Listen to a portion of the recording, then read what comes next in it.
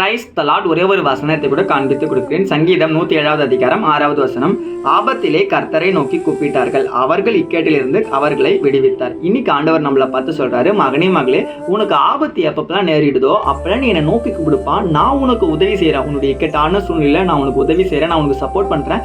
நீ என்ன காரியத்துல மாட்டிட்டு இருக்கியோ அந்த காரியத்துல இருந்து உனக்கு விடுதலை ஆகிறதுக்கு நான் இருக்கேன்னு சொல்லி இன்னைக்கு ஆண்டவர் நம்மளை பார்த்து சொல்றாருங்க.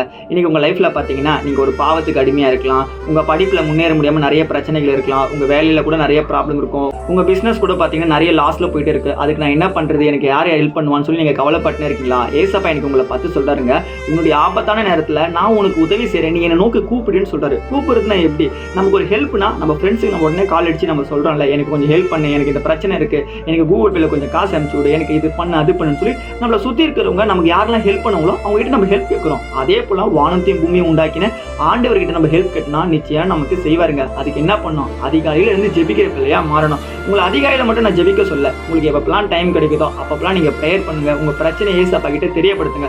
உங்க பிரச்சனை நீங்க தெரியப்படுத்தினாதான் ஏசப்பா அதை மாத்துவாரு. எனக்கு பசிக்குதுன்னு நான் மனசுக்குள்ள நினைச்சேன், பசி தீந்துருமா? எனக்கு பசிக்குதுன்னு எங்க அம்மா கிட்ட சொன்னாதான் எனக்கு சாப்பாடு போடுவாங்க. என் பிரச்சனை என்னன்னு ஆண்டவருக்கு நான் தெரியப்படுத்தினாதான் என் பிரச்சனை மாறும். இன்னைக்கு உங்க பிரச்சனையை நீங்க ஆண்டவருக்கு தெரியப்படுத்துங்க, நிச்சயமா அதுக்கு ஒரு மாற்றத்தை நீங்க பார்க்க போறீங்க. விசுவாசிக்கிறீங்கன்னா ஆமேன் போட்டுக்கோங்க. இதே போல வைக்கிற வசனங்களுக்கு என்ன ஃபாலோ பண்ணிக்கோங்க. God bless you. ஆமேன்.